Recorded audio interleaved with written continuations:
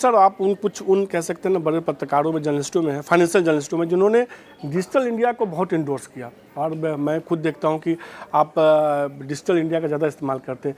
जिस तरीके से ये घटना घटित हुई है, सामान्य तौर पे क्या है ना कि हर मुद्दे को यहाँ विपक्ष किसी भी रूप में सरकार के खिलाफ करने की कोशिश करता है। क्या इस मुद्दे का असर सीधे तौर पर डिजिटल के इंडिया के पोस्टर के तौर पर पेटीएम को रखा जाता था होता हुआ दिखेगा, या डिजिटल इंडिया के लोग कोई चिंता की बात कोई चिंता की बात नहीं मनीष। देखिए, पेटीएम एक ब्रांड है और एक पावरफुल ब्रांड है। इन्होंने जो करा है काबिल तारीफ़ है। और आई थिंक एक एंटरप्रेन्योर एक अगर विजन के साथ आता है, बड़ी हम्बल बिगनिंग से वीएसएस, जिसे विजय शेखर शर्मा हम कहते हैं, सब को वीएसएस बोलते हैं, उन्होंने पेटीएम को लेकर के इतिहास रचा है। मगर कई बार रेगुलेटरी चेंजेस होते हैं, उनको अगर आप नहीं करेंगे तो वो फिर आपके लिए नुकसानदायक होते हैं। देखिए, आपने एक बड़ी गाड़ी चलाई, बहुत बढ़िया गाड़ी बनाई, मगर भाई साहब अगर रेड लाइट पर अगर आप ट्रैफिक के नियम फॉलो नहीं करोगे तो गाड़ी का एक्सीडेंट हो जाएगा।